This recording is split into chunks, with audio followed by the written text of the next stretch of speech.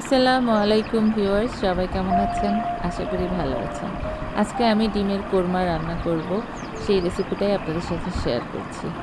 প্রথমেই কড়াইয়ে আমি সরিষার তেল দিয়ে দিচ্ছি। আমি এখন সব তরকারিতে একটু সরিষার তেল ইউজ করার চেষ্টা করছি। তাই ম্যাক্সিমাম খাবারে বলতে তরকারিতে আমি সরিষার তেল দিচ্ছি। তো সরিষার তেলে আমি এখন পেঁয়াজ কুচিগুলা ভেজে নিব। আর ডিমগুলো আমি যে কটা রান্না করব, মানে কোরমা বানাবো, সে কটা সিদ্ধ করে রেখেছি।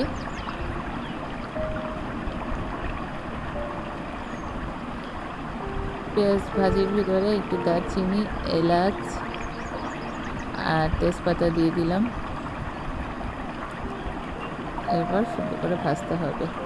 এই যে ডিমগুলো সিদ্ধ করে রাখা আছে, এটা কিন্তু আমি আলাদা করে ভেজে নিব না। অনেকেই এই হলুদ, লবণ দিয়ে একটু ভেজে নেয়। আমি ডিমগুলো ভাজবো না, কারণ আমার এই ভাজলে উপরের চামড়াটা কেমন শক্ত শক্ত হয়ে যায়, ওটা আমার ভালো লাগে না।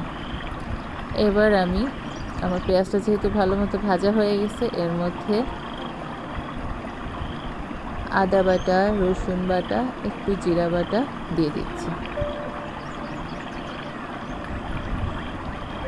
দিয়ে এবার ভালো মতো নাড়তে হবে। মশলাটাকে ভাজা ভাজা করে নেব।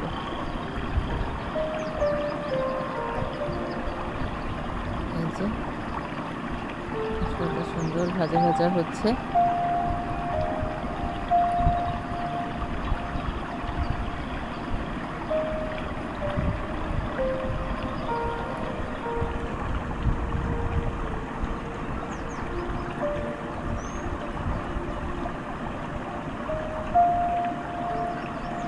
একটু লবণ দিয়ে দিলাম।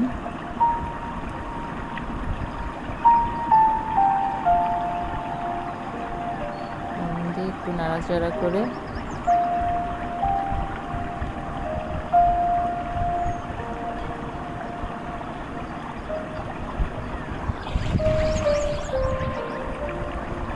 এই যে এর মধ্যে আছে পাউডার দুধ, নারকেল বাটা আর টক দই। এটা একটু মিক্সড করে আমি এখন আমার এই মশলার মধ্যে দিয়ে দিব।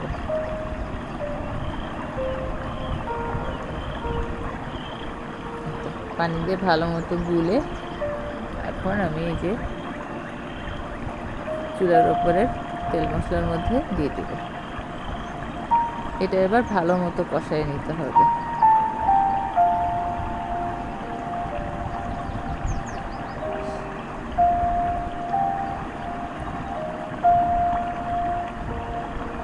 চিনিটা আমি এখন দিব না, পরে একটু হালকা 1 চা চামচ মতো চিনি ছিটিয়ে দেব।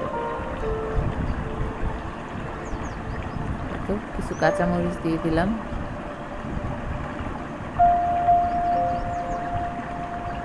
আবার একটু নেড়ে নেড়ে সুন্দর করে কষিয়ে নিতে হবে। তেল উপরে উঠে আসছে, তার মানে আমার মশলাটা কষানো অলমোস্ট হয়ে গেছে। এবার সিদ্ধ করে রাখা ডিমগুলো আমি এর মধ্যে ছেড়ে দেব। আমি ডিমগুলো কিন্তু কাঁটা চামচ দিয়ে একটু ফুটা ফুটা করে নিয়েছি। এটা করে নিলে ভিতরে মশলাটা ঢুকে যায়, খেতে ভালো লাগে।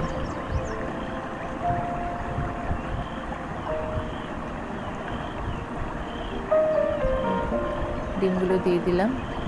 এবার এটা একটু লবণ চেখে দেখব, যদি কম মনে হয় তাহলে আর একটু দিব, আর না হলে তো হয়েই গেল। সামান্য একটু চিনি ছিটিয়ে দিব। যেহেতু আমি পাউডার দুধ দিয়েছি, পাউডার দুধে যথেষ্ট মিষ্টি থাকে, না দিতে চাইলে নাও দিতে পারেন।